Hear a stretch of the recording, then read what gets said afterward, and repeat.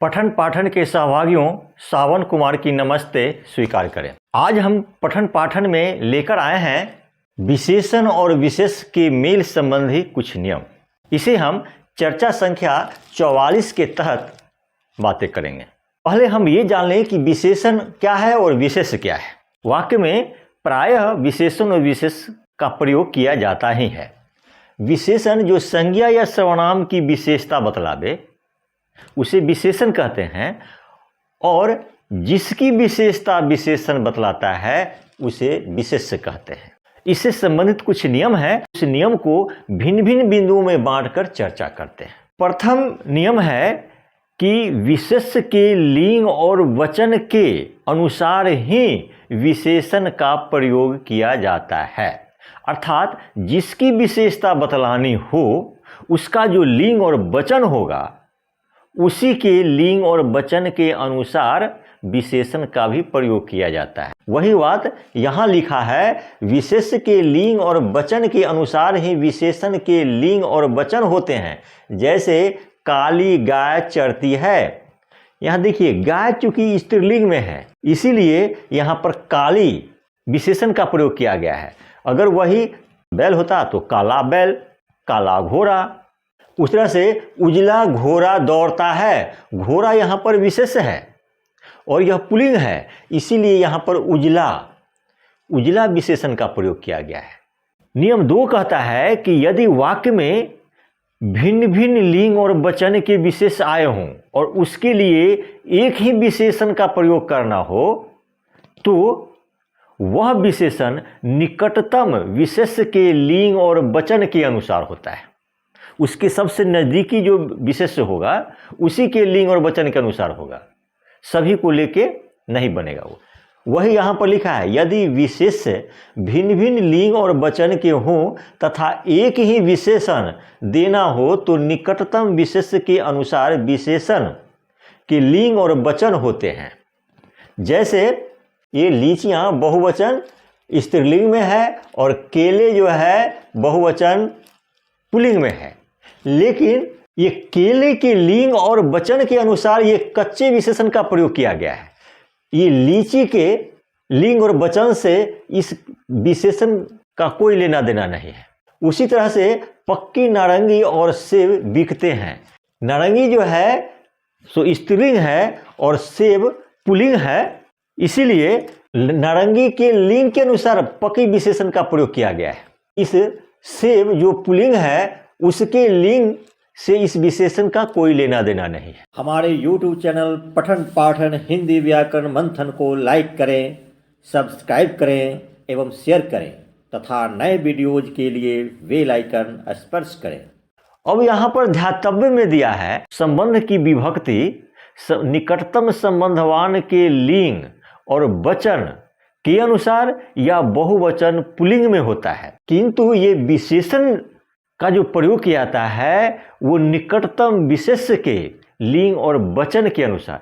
वही बात यहाँ पर लिखा ध्यातव्य में, संबंध कारक की विभक्ति भिन्न भिन्न लिंग और वचन हेतु, जब भिन्न भिन्न लिंग और वचन के संबंधवान आते हैं उस अवस्था के लिए संबंध कारक की विभक्ति जो होती है निकटतम संबंधवान के लिंग और वचन के अनुसार या बहुवचन पुल्लिंग में प्रयोग किया जाता है।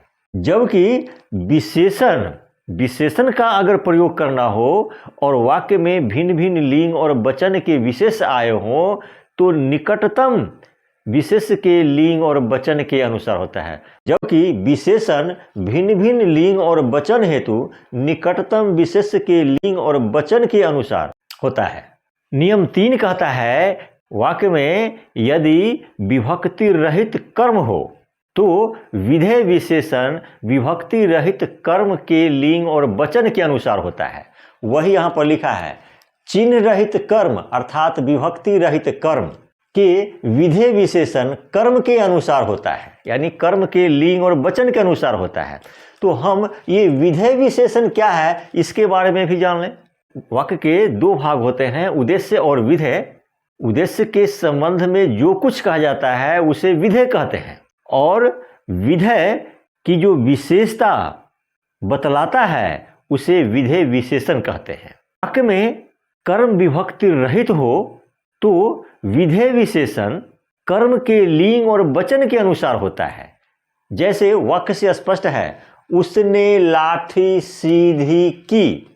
देख लीजिए, ये सीधी जो है ये लाठी की विशेषता है और यहाँ पर उसने का है उद्देश्य है, और उसने के संबंध में कहा गया है कि लाठी सीधी की। तो लाठी में यहाँ पर कोई विभक्ति नहीं है, इसीलिए लाठी का विशेषण सीधी जो है लाठी के लिंग और वचन के अनुसार ये सीधी जो है का प्रयोग किया गया है। या अपनी बात पूरी करो, क्या करो तो बात करो। तो बात यहाँ पर कर्म है और इसमें विभक्ति लगी हुई नहीं है और उसका विशेषण पूरी है। क्योंकि बात स्त्रीलिंग में है इसीलिए पूरी एक वचन स्त्रीलिंग इसका प्रयोग किया गया है, पूरी करो। उस तरह से चौथा नियम कहता है कि यदि वाक्य में कर्म विभक्ति युक्त हो तो विधेय विशेषण एक वचन पुल्लिंग अन्य पुरुष में होता है। वही बात यहाँ लिखा है, विभक्ति आने पर, यानी वाक्य में कर्म विभक्ति युक्त हो तो विभक्ति आने पर विधेय विशेषण एक वचन पुल्लिंग और अन्य पुरुष में होता है। जैसे उसने लाठी को सीधा किया। यहाँ पर देखिए, यहाँ पर लाठी में विभक्ति नहीं थी तो सीधी का प्रयोग किया गया, और जब यहाँ पर लाठी में को विभक्ति जुट गई है तो सीधा एक वचन पुल्लिंग विशेषण का प्रयोग किया गया है। सीधा, सीधा और किया, क्रिया भी जो है एक वचन पुल्लिंग अन्य पुरुष में।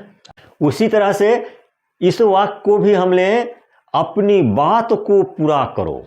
नियम 5 कहता है कि वाक्य में एक ही विशेष्य आया हो और एक से अधिक विशेषण का प्रयोग करना हो तो सभी विशेषण उसी एक विशेष के लिंग और वचन के अनुसार होगा। वही यहाँ पर लिखा है, यदि एक विशेष के कई विशेषण हो तो सभी विशेषण उसी विशेष के अनुसार होता है। जैसे काला और उजला बैल लाओ, यहाँ पर विशेष जो है सो बैल है, यानी बैल की विशेषता बतलाया जा रहा है यहाँ। तो इस बैल के लिंग और वचन के अनुसार ही ये काला और उजला ये दो विशेषण है, काला और उजला दो विशेषण है। ये दोनों विशेषण बैल के लिंग और वचन के अनुसार ही प्रयोग हुआ है। नियम 6 कहता है कि धन, काल और मार्ग के परिणाम का बोध कराने वाला संख्यावाचक पद का प्रयोग एक वचन और बहुवचन दोनों रूपों में किया जाता है, किंतु बहुवचन में ही प्रयोग करना अच्छा लगता है। हम लोगों को भी चाहिए कि ऐसे पदों का प्रयोग बहुवचन में ही करें। वही बात यहाँ पर लिखा गया है, धन, काल और मार्ग के परिणाम का बोध कराने वाले संख्यावाचक पद एक वचन या बहुवचन दोनों रूपों में व्यक्त होते हैं, किंतु बहुवचन का प्रयोग अच्छा लगता है। जैसे 3 रुपया 2, यहाँ पर क्या है, 3 जो है सो बहुवचन है, लेकिन यहाँ पर क्या रुपया एक वचन पुल्लिंग का प्रयोग किया गया है। उसी तरह से हम इसको 3 रुपये 2, ये 3 जो है सो बहुवचन है, इसीलिए रुपये बहुवचन का प्रयोग किए हैं। ये दोनों वाक्य सही है, किंतु 3 रुपये 2 का प्रयोग करना ही ज़्यादा अच्छा लगता है। उसी तरह से 4 बजा है, 4 जो है सो बहुवचन है, लेकिन यहाँ पर जो है सो बजा और है पे अनुस्वर नहीं दिए हैं, अर्थात एक वचन का प्रयोग किया गया है।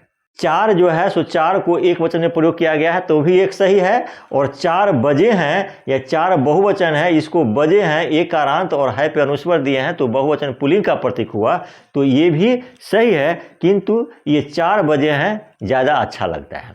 2 रास्ता पर मत चलो, देखिए 2 जो है सो बहुवचन का प्रतीक है, किंतु रास्ता जो है सो एक वचन का प्रयोग किया है यहाँ पर। 2 रास्ता पर मत चलो, ये वाक्य भी सही है, किंतु अगर 2 रास्ते कर दें तो और अच्छा लगेगा, क्योंकि 2 बहुवचन में है और रास्ता का बहुवचन रास्ते होता है। अगर रास्ते के भी बहुवचन प्रयोग कर देते हैं तो और अच्छा लगता है।